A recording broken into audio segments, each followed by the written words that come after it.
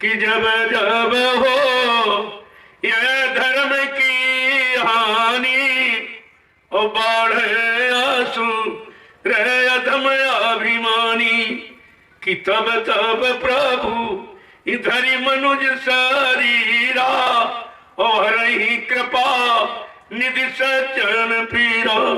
दूरदर्शी आएगी, माँ बहनों की लाज बचाएगी। दूरदर्शी का संकेत 100 मन बीघा देंगे खेत। दूरदर्शी का उद्देश्य विश्व गुरु हो भारत देश। दूरदर्शी का पैगाम हर बच्चे को देगी काम। दूरदर्शी का संकेत 100 मन बीघा देंगे खेत, यानी कोई विभाग बचेगा नहीं, चाहे किसानों का हो, चाहे मजदूरों का हो, चाहे विद्यार्थियों का हो, चाहे व्यापारियों का हो, कर्मचारी अधिकारियों, सबके हित में दूरदर्शी ये काम करेगी जो काम आज तक धरती पर किसी ने कर नहीं पाया। उसी परिवर्तन का इंतजार है। बाकी कोई राजपाट धन दौलत मान सम्मान पद पाने का इंतजार नहीं है। इंतजार है उस समृद्ध मालिक का जो भूमंडल पर आया है देश दुनिया का सुधार और जीवात्माओं का उद्धार, ये दोनों काम करने के लिए आया। लेकिन आज कलयुग का परिवर्तन बिल्कुल अलग थलग अनोखा। न किसी को मारा जाएगा, न अपमानित किया जाएगा, न किसी के कुछ छीना जाएगा। बिल्कुल पाक साफ निर्मल पवित्र वैचारिक क्रांति के द्वारा ये परिवर्तन अद्वितीय अनोखा होगा, जिसकी शायद कोई सोच भी नहीं पा रहा।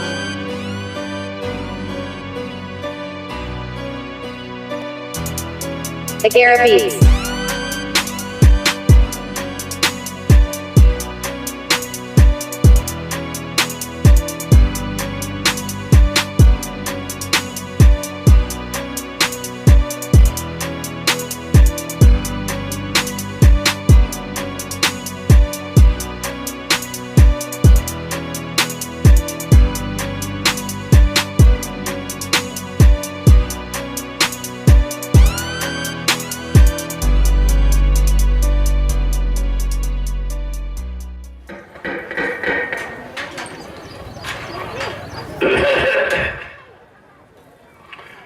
चलो चलो जल्दी चलो, आ जाओ प्रेमियों, समय हो गया। आज होली मिलन महोत्सव ये सारे हिंदुस्तान में हिंदुओं का सबसे बड़ा पर्व माना जाता है। और आज से नहीं है सतयुग की होली, जब बैराज भक्त को सताया गया, अच्छी सच्ची बात नहीं मानी गई, तो ऐसे स्थिति में जब भक्त पुकार लगाता है तो कोई न कोई शक्ति को आना पड़ता है काम के लिए, धर्म की स्थापना के लिए और दुष्टों के संहार के लिए। मानवता, इंसानियत, प्रेम, प्यार, मोहब्बत, सेवा, दया, सदाचार, परमात्मा की यादगार, माँ बहन बेटी की परख पहचान कराने के लिए कोई न कोई शक्ति आती जाती है। उन्हीं शक्तियों के काम का ये त्योहार बना दिया गया और ये भक्तों का है। लेकिन अब तो व्यवस्था बिगड़ गई है। अब तो सब राक्षसी भोजन करने वाले उन्हीं का त्योहार हो गया। त्योहार बिगड़ गया, फिर वही व्यवस्था बन गई जो थी, जिसके कारण शक्तियों को आना पड़ा। आज तो बिल्कुल ही सब ध्वस्त हो चुका है। कुछ भी नहीं रहा, न मानवता, न इंसानियत, न प्रेम, न मोहब्बत, न सेवा, न दया, न सदाचार, न परमात्मा की यादगार, न बहन बेटी बहू की कोई फर्क पहचान नहीं। ये बिल्कुल समाप्त हो चुका है। तो इसलिए कलयुग में संत अवतार हुआ है। अन्य युगों में काल शक्तियों का, जिनको अवतारी शक कहा गया, उनका अवतार हुआ। लेकिन कलयुग में संत अवतार, यानी व्यवस्था को पूर्णतया परिवर्तन करने के लिए। उस समय आई थी शक्तियां केवल सुधार की, और वो भी संहार के द्वारा सुधार, समझा बुझा के नहीं। क्यों समझाया बुझाया तब लोग माने नहीं, तो उनके पास वो तो शक्ति नहीं थी कि अपने वचन वाणी शब्दों के द्वारा उनके मन की गंदगी को निकाल कर उनमें पाक साफ निर्मलता पैदा कर देते। ये उन शक्तियों में नहीं था। लेकिन आज कलयुग का परिवर्तन सबसे निराला, सबसे अनोखा, सबसे विलक्षण, सबसे अद्वितीय, जिसका कोई वर्णन नहीं किया जा सकता, और वह है संत के द्वारा। आज कलयुग में संत अवतार हुआ। अन्य युगों की पहचान आपको दी गई ताकि संत के अवतार में आपको कोई शंका न पैदा हो जाए। अन्य युगों में कहा है कि जब जब हो यह धर्म की हानि और बढ़े आंसू रे अधम अभिमानी, कि तब तब प्रभु धरि मनुज शरीरा और ही कृपा निधि सचरण पीरा। इसके लिए अवतार हुआ, सज्जनों के दुख दर्द पीड़ा को दूर करने के लिए और दुष्टों के संहार के लिए हुआ, लेकिन सुधार के लिए नहीं। सुधार किया लेकिन संहार के द्वारा, मार काट हिंसा खूनी क्रांति के द्वारा सुधार हुआ। लेकिन आज कलयुग का परिवर्तन बिल्कुल अलग थलग, अनोखा। न किसी को मारा जाएगा, न अपमानित किया जाएगा, न किसी के कुछ छीना जाएगा। बिल्कुल पाक साफ निर्मल पवित्र वैचारिक क्रांति के द्वारा ये परिवर्तन अद्वितीय अनोखा होगा, जिसकी शायद कोई सोच भी नहीं पा रहा होगा कि कैसा परिवर्तन होगा। बाबा जी ने पहले ही इशारा किया, यह परिवर्तन मानव बुद्धि के परे, न मानव सोच सकता है, न मानव कर सकता है, न मानव विश्वास ही कर सकता। ऐसा अद्वितीय अनोखा विलक्षण परिवर्तन वो महाशक्ति के द्वारा। ये शक्तियां आई जिन्होंने देशी प्रदेशी परिवर्तन सुधार किया, मारकाट हिंसा करके, लेकिन ये परम शक्ति, परम पावन पवित्र शक्ति, जिसका कोई पारावार नहीं है, जिसका कोई लेख नहीं लिखा जा सकता, ऐसा अद्वितीय परिवर्तन इस कलयुग में हम सब जीवों के लिए होगा। उसी परिवर्तन का इंतजार है। बाकी कोई राजपाट धन दौलत मान सम्मान पद पाने का इंतजार नहीं है। इंतजार है उस समृद्ध मालिक का जो भूमंडल पर आया है देश दुनिया का सुधार और जीवात्माओं का उद्धार, ये दोनों काम करने के लिए आया है। ऐसी परम शक्ति को, अद्वितीय विलक्षण शक्ति को कोई पहचान नहीं पाया। जानकारी तो आपको सबने दी। सबसे बड़ी जानकारी मीराबाई जी के गुरु संत रविदास जी, उन्होंने जानकारी दी है कि भारत में अवतारी होगा जो अति विस्मयकारी होगा, ज्ञानी और विज्ञानी होगा, वो अद्भुत सेनानी हो। ऐसा सेनानी बम डालने वाला, हिंसा हत्या करने वाला, विनाश करने वाला नहीं, वैचारिक क्रांति के द्वारा देश दुनिया को मोड़ देगा और सही सच्चे रास्ते पर लाके खड़ा कर देगा और सारी जीवात्मा का उद्धार कल्याण करा देगा। कितनी बड़ी चीज आई है, लेकिन हम उनको पहचान नहीं पाए। साथ में रहे और आते जाते रहे, संदेश सुनते रहे, सेवा भी करते रहे, लेकिन पहचान नहीं पाया। तुम्हारे पास कोई पहचान ही नहीं रही, तभी तो मूल ब्रह्म संदेहों में आप चले गए हो। रविदास जी ने भी कहा, वो ऐसी अनोखी विलक्षण अद्वितीय शक्ति जो ऐसा काम करके दिखाएगा जो इस भूमंडल पर अन्य शक्तियों के लिए असंभव है, कोई नहीं कर सकता। कहना वो क्या करेगा? जीते जी कई बार मरेगा, चंदन भेष में वो विचरेगा। कहा वो कई बार मरना जीना वो जानता है। वो जीवात्मा को शरीर से निकालना और फिर वापस ले आना, ये कला, ये क्रिया, ये द्वितीय विलक्षण विधि किसी के पास नहीं है। अब आपको सोचना चाहिए, ऐसी शक्ति तो भूमंडल पर कभी नहीं जिसने इस तरह का अनोखा काम जो असंभव है काल माया के देश में, क्योंकि ये मृत्यु का देश है। यहाँ मृत्यु हो जाने के बाद दोबारा फिर शरीर को जीवित नहीं किया जा सकता, लेकिन अनोखी विलक्षण शक्ति ये भी काम करके दिखा रही है कि जीते जी कई बार मरेगा और छन्नम भेष में वो विचरेगा। देश बचाने के लिए होगा एक आवाहन, युग परिवर्तन के लिए चले प्रबल तूफान। तीनों ओर से होगा हमला, देश के अंदर द्रोही घबरा, सभी तरफ कोहराम मचेगा, कैसे हिंदुस्तान बचेगा। सबसे बड़ा काम वो क्या करेगा जो किसी की बुद्धि में नहीं है। जो लोग एकदम बौखलाए हुए, बौराने हुए, यानी जनता का धन ले रहे, चूस रहे, उनको ये मालूम नहीं है कि तुम्हारे पीछे कैसी शक्ति खड़ी है। क्या करेगी?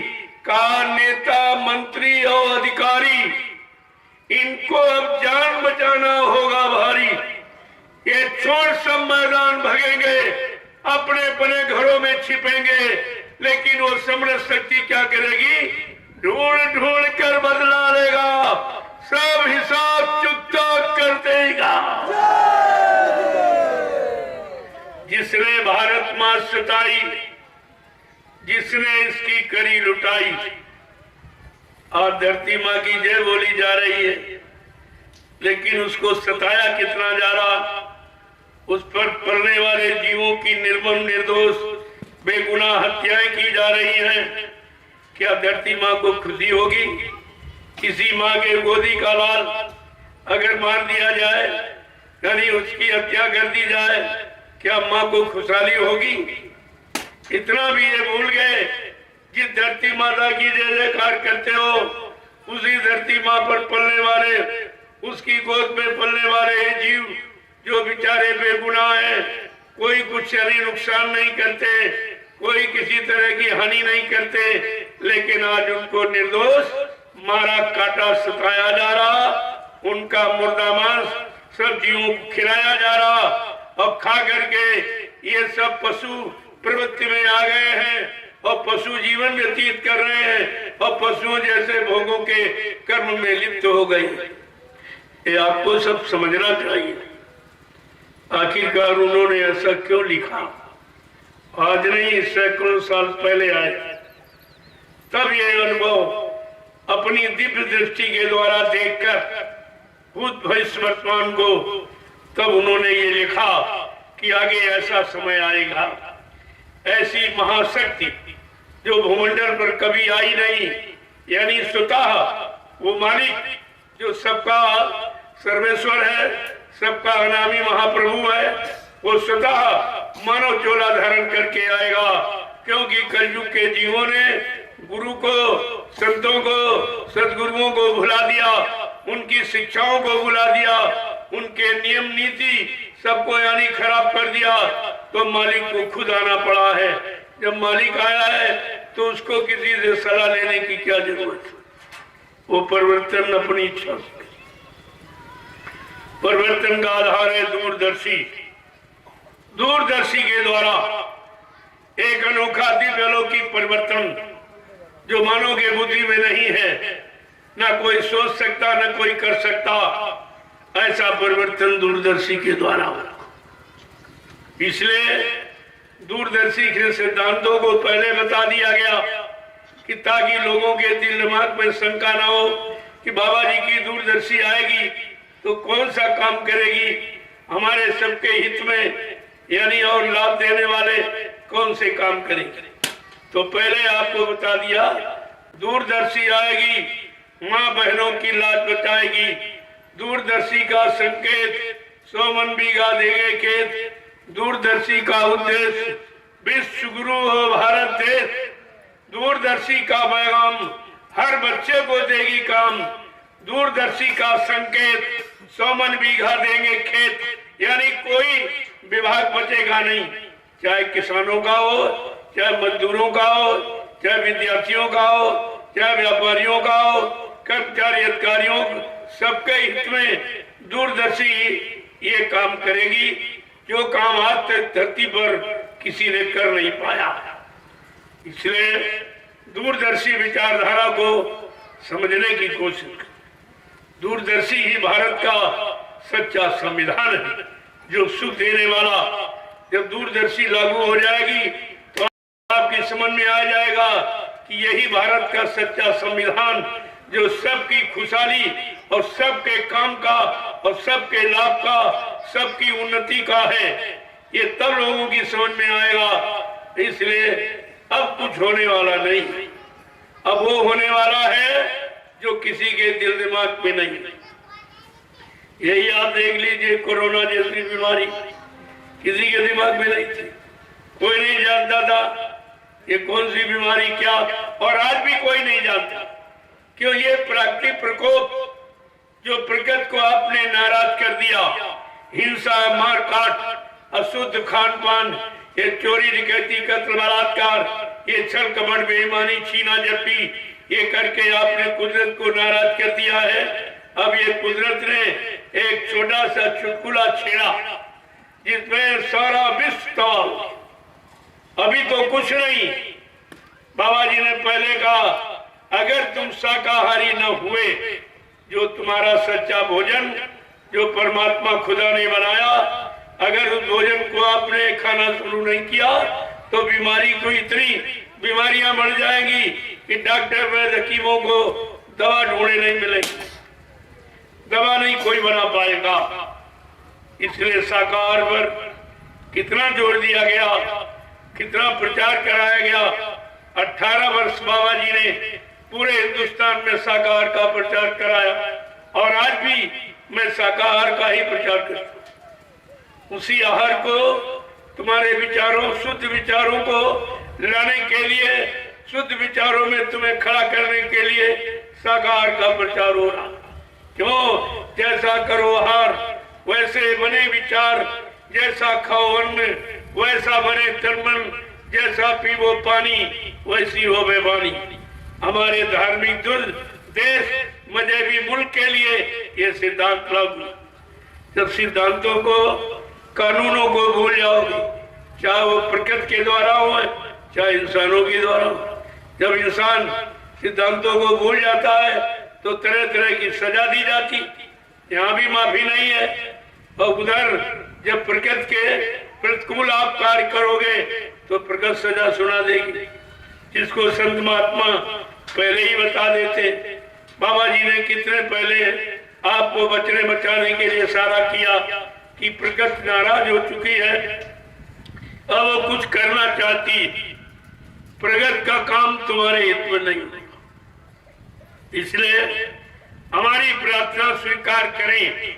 सभी हिंदू, मुसलमान, सिख, ईसाई, सारे देश के रहने वाले, कोई मजहब मुल्क के हो, हमारी प्रार्थना स्वीकार करें कि सब लोग शाकाहारी हो जाओ। आगे कुदरत कुछ करने जा रही है। अभी तो उसने एक चुटकुला आपके लिए दिया कि शायद इसी डेट ठीक हो जाए।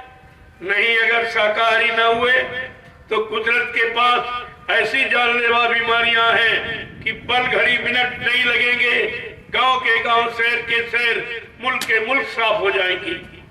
यहाँ कुछ नहीं बचेगा। धरती माँ को नाराज मत करो। अगर उस पर पलने वाले जीवों की निर्मम निर्दोष हत्या बंद न की गई, अगर धरती माँ नाराज हो गई और उसने कई करवट ले ली तो ये सबको रसातल में चला जाएगा। कुछ नहीं बचेगा तुम्हारे लिए, तुम्हारे लिए कुछ नहीं बचेगा। तो संत महापुरुष तो आपके बचने बचाने की बात करते हैं। उनको आपसे और कोई स्वार्थ नहीं है। उनको स्वार्थ है कि तुम्हारे मनुष्य शरीर में उनकी जीवात्मा बैठी हुई है। जीवात्मा से संत महात्मा का लगाव तुम्हारे शरीर, रंग रूप, धन दौलत, जात पात आज से कोई उनका सरोकार नहीं है। वो अपनी जीवात्मा को लेने के लिए आए हैं, जीवात्मा को जगाने का निरंतर प्रयास करते हैं। जाग जाओ, अच्छी बात है, नहीं काल माया के देश से निकलना बहुत मुश्किल है। बड़े बड़े राजे महाराजे, बादशाह, धनी मानी, ज्ञानी विज्ञानी आज भी नरकों में पड़े हुए जम की जूतियां खा रहे हैं, उनको कोई बचाने वाला नहीं है। ये विधान ही अलग है। प्रेमियों, आज है होली मिलन महोत्सव, सारे हिंदुस्तान में मनाया जाए, लेकिन मनाने का कारण सब भूल गए। मनाने से क्या लाभ मिला सब भूल गए। ये त्योहार किनका है ये भी भूल गए। सब कुछ खत्म हो चुका है। त्योहार का मतलब 3 आहार, हमारे जीवन के 3 आहार हैं। तीनों का गुण प्रभाव अलग अलग। सतोगुणी आहार करोगे जो कुदरत ने दिया वो करोगे तो सत्य विचार और सत्य कर्म और सच्ची सोच, ये सब कुछ आपकी होगी। अगर आपने तमोगुणी आहार किया, तमोगुणी आहार किया तो मारकाट हिंसा करने लगोगे। रजोगुणी आहार किया तो भोगी बन जाओगे, फिर रोगी बन जाओगे, शरीर की उम्र कम हो जाएगी। ये तीनों आहारों को ऋषि मुनि महात्माओं ने संपूर्ण मानव जाति के हित में बनाया, लेकिन आपने उस सिद्धांत को अपनाया नहीं, समझ नहीं पाया और किसी ने बताया भी नहीं। आप पहले महात्मा घुमा करते थे, घर गृहस्थी में आकर शुद्ध संदेश लोगों को देते रहते थे। जब लोग धर्म कर्म से अलग होने लगते थे तो उनको इशारा करके वो समझाते बताते थे, यानी समाज का, देश का शुद्धिकरण करते थे।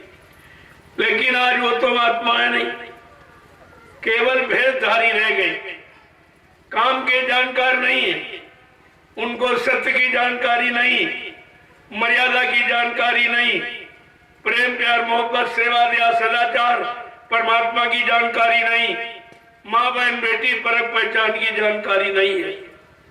जब जानकार नहीं रहेंगे तो जानकारी नहीं मिलेगी, जानकारी नहीं मिलेगी तो सब यानी पथभ्रष्ट हो जाएंगे, सब मानवता इंसानियत को भूल जाएंगे। इतिहास बराबर जानकारी दे रहा, जिन जिन युगों में लोग धर्म को भूले, मानवता इंसानियत को भूले, प्रेम प्यार मोहब्बत सेवा दया सदाचार परमात्मा की यादगार भूल गए, माँ बेटी बहन की पहचान को भूल गए, तो कोई न कोई शक्ति परमात्मा की तरफ से आती जाती रही। हमारी गीता बराबर इशारा कर रही है कि यदा यदा ही धर्मस्य ग्लानिर्भवति भारत अभ्युत्थानम् धर्मस्य तदात्मनं सृजाम्यहम्। सब तरफ इशारा धर्म के लिए ही कि जब धर्म की हानि हो जाएगी, धर्म माने व्यवस्था, जब मानव जीवन की व्यवस्था बिगड़ जाएगी तब ये सब परेशानी में चले जाएंगे। उनकी परेशानी को दूर करने के लिए कोई न कोई आता जाता रहेगा। लेकिन गीता इतना कह के शांत नहीं हुई। ये तो सतयुग की बात, त्रेता की बात, द्वापर की बात आपको बताई गई, लेकिन गीता कह रही आगे तो कलयुग आ रहा। उस समय क्या होगा, क्योंकि जब सतयुग त्रेता द्वापर अच्छे युग हैं, अच्छी उम्र वाले, अच्छे खान पान वाले, अच्छी संग सोबत, अच्छे कर्म करने वाले, तब तो यानी विनाश उसमें भी हुआ, उसमें भी लोग बढ़ गए, तुष्टता यानी कहने वाले उसमें भी मतलब यानी बढ़ गए, तो उसको विनाश होना पड़ा। आगे तो घोर कलयुग आएगा, धर्म कर्म को बिल्कुल ही भूल जाएंगे। गोस्वामी महाराज ने इशारा करके बताया कि ऐसे मनुज साफ साफ कहते, बड़े साफ शब्दों कहते, कि ऐसे मनुज सुर सुदुष्ट सब सतयुग त्रेता नाही और द्वापर कछु के वृंद बहु हुई है कलयुग माए। पूरा हवाला दे दिया कि ऐसे अधम यानी अनाचार, भ्रष्टाचार, मांसाहार, व्यभिचार करने वाले सतयुग में नहीं थे। हाँ, त्रेता में कुछ हुए, उनका विनाश हुआ।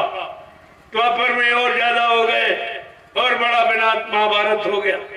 लेकिन कलयुग में ये सब छठे जीव आ जाएंगे सब, यानी मतलब इसी में एकदम सराबोर, यही कुकर्म दुष्कर्म करने वाले, यही गंदा खान पान करने वाले, यही जीवों की हिंसा हत्या करने वाले, ये सब कलयुग में पैदा हो जाएगा। तो उस समय इनका सुधार कैसे हो? चलो त्रेता द्वापर में खराब हुए तो अवतारी शक्ति आ गई, उसने ये सब काम मार काट हिंसा करके सुधार कर दिया। लेकिन कलयुग में तो सबके सब खराब होंगे, सबके मन खराब, सबका तन खराब, सबकी इंद्रियां खराब, सबका खान पान खराब, सबका सोचना, उठना बैठना, बोलना चालना, सोचना समझना, करना कराना, ये सब खराब। ऐसी खराबी को दूर करने की कौन सी शक्ति आएगी? तो गीता ने साफ साफ शब्दों में कहा कि साधु नाम विनाशाय दुष्कृता धर्म संस्थापन संभवानी युगे युगे। का साधु संत महात्मा है, वो अपनी शुद्ध भाव विचारों के द्वारा लोगों के मन को बदलेंगे, उनके खान पान को बदलेंगे, उनके तन शरीर को शुद्ध करेंगे और उनको एक अच्छा सच्चा रास्ता प्रभु प्राप्ति का दिखाएंगे। कल वो आएंगे। कितना साफ साफ तुम्हारे यहाँ लिख के रखा गया, आपने उस पर अगर विचार किया होता तो आज बाबा जी की बात तुम्हारे समझ में बहुत जल्दी आ गई होती और तुम उसे स्वीकार करके अपने जीवन में उतारना, लागू करना शुरू कर देते, अब तक आपका जीवन ही बदल जाता। लेकिन आपने कुछ नहीं किया, सुनते रहे, बुलाते रहे, सुनते रहे, छोड़ते रहे। जीवन में तो आपने उसको ले आए नहीं, ना आपने कभी लागू किया, तो स्थितियां और खराब होती चली गई। इतनी खराब हो रही है कि बड़ा सुधरना सुधरना मुश्किल है। आज ये पर्व, ये त्योहार वही यादगार आपको दे रहा, वही जानकारी दे रहा कि जब दुष्टों ने अपना आतंक यानी इच्छा दिया कर दिया और भक्तों की बात को, सच्चे लोगों की बात को नहीं माना गया, तो यानी योगियों ने जब तपस्या की, योग से शक्ति का आह्वान किया, तब वो काम करने वाली शक्ति आ गई जिसको आपने कहा नरसिंह भगवान।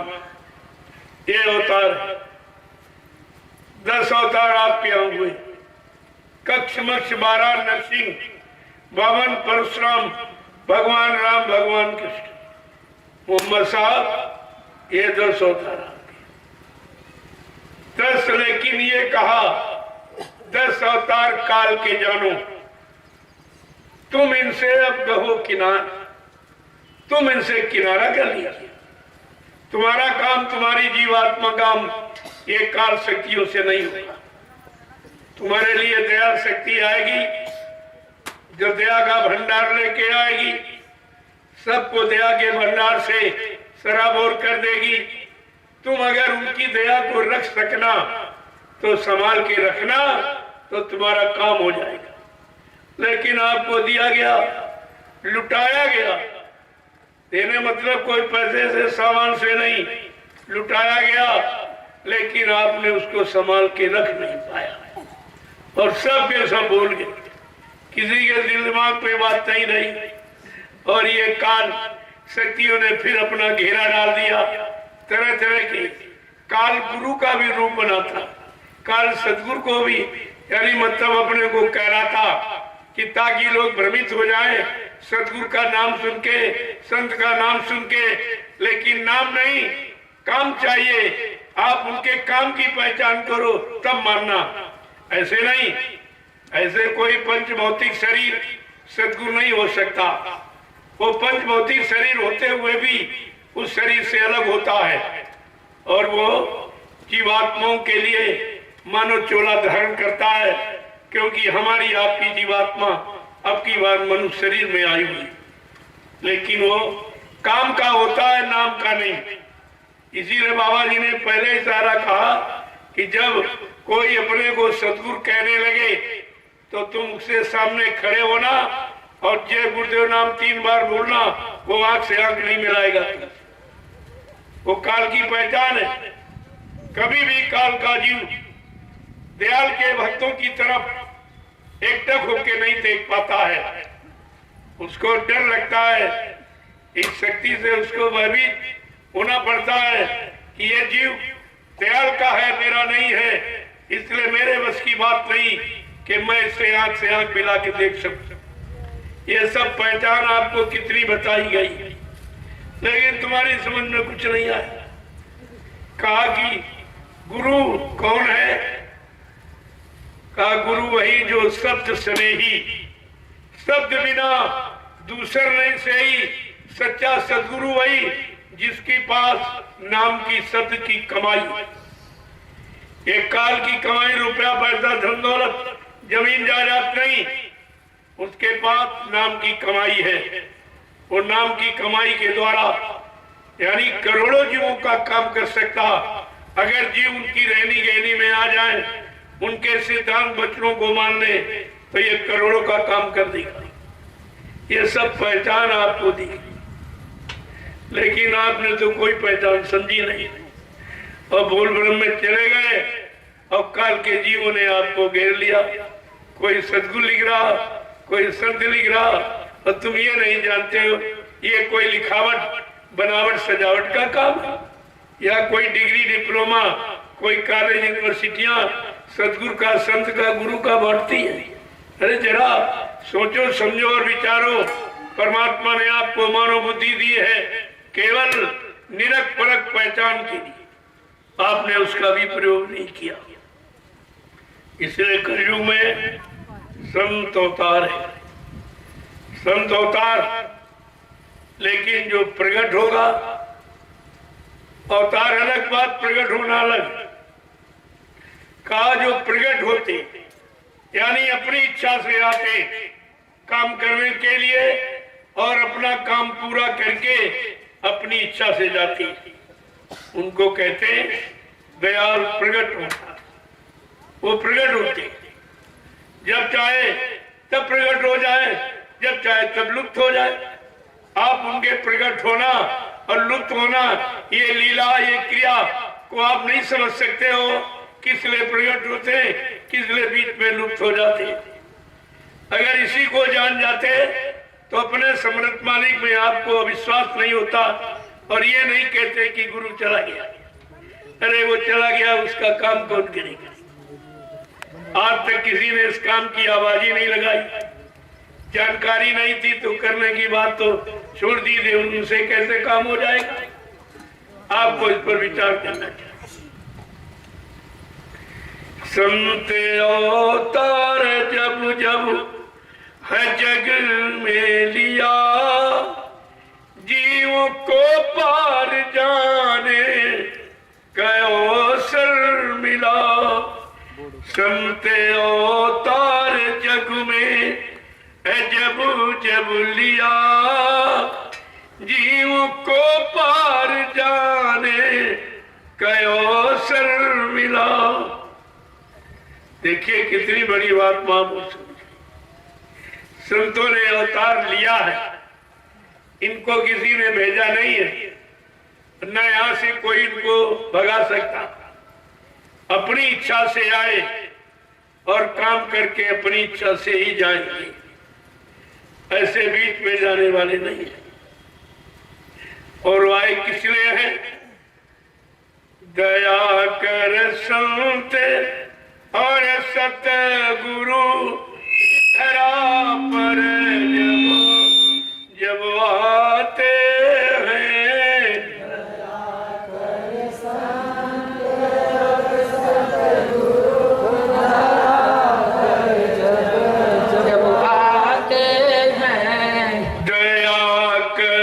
संत और सतगुरु धरा पर जब जब आते हैं। दया कर संत और सतगुरु धरा पर जब जब आते हैं। ये फंसे भव जाल में जीवों को निज बल से उठाते हैं। फंसे भव जाल में जीवों को निज बल से उठाते हैं।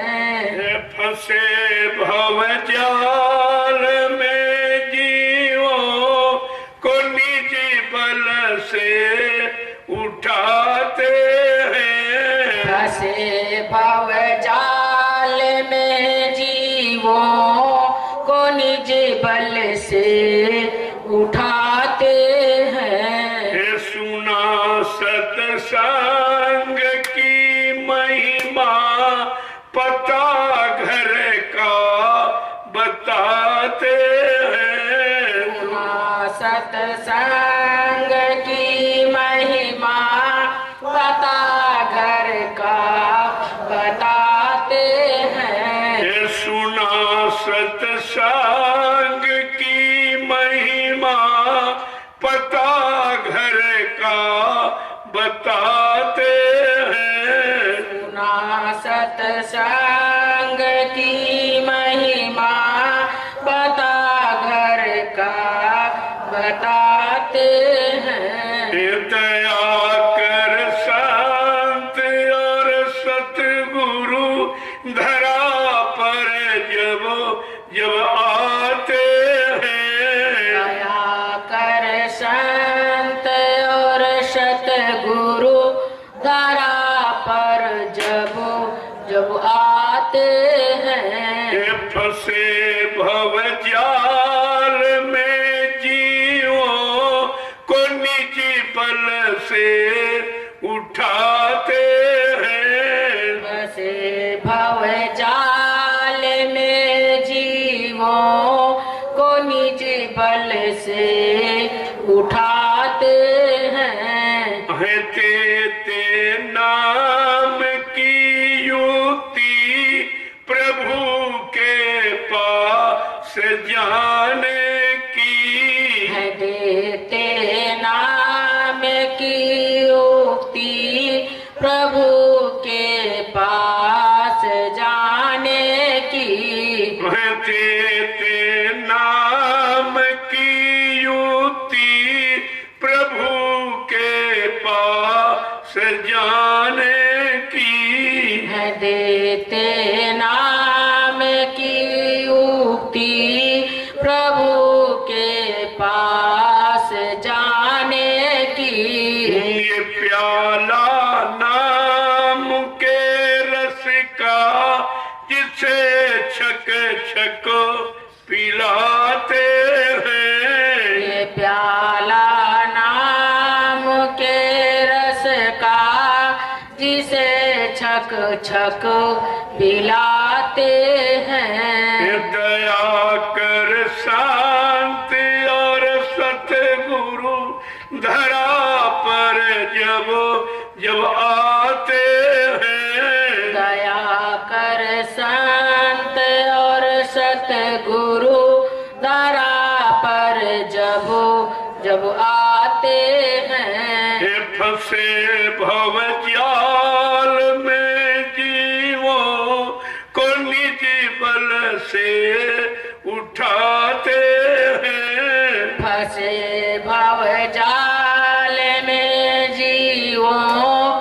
को निज बल से उठाते हैं। ये युगों की भूल बिछुड़ी आत्मा रोती बिलकती है। लोगों की भूल बिछुड़ी आत्मा रोती बिलखती है।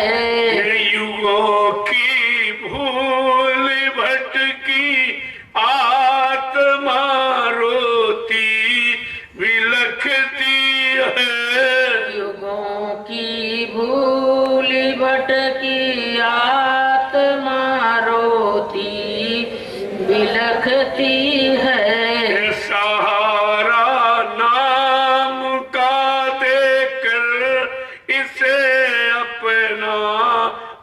बनाते हैं। सहारा नाम का देकर इसे अपना बनाते हैं। ये सहारा नाम का देकर इसे अपना बनाते हैं। सहारा नाम का देकर इसे अपना बनाते हैं। ये जला कर कर्मों की ढेरी करा कर सेवा तन मन की। जला कर कर्म की ढेरी करा कर सेवा तन मन की।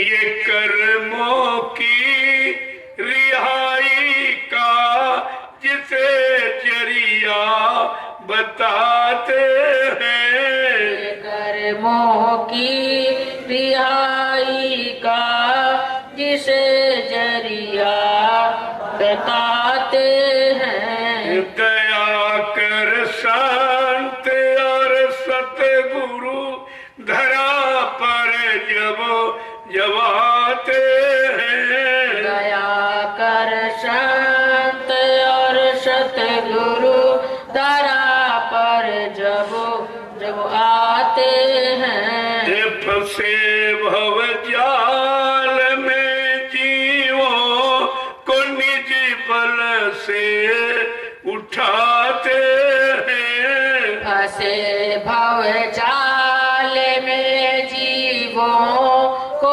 निज बल से उठाते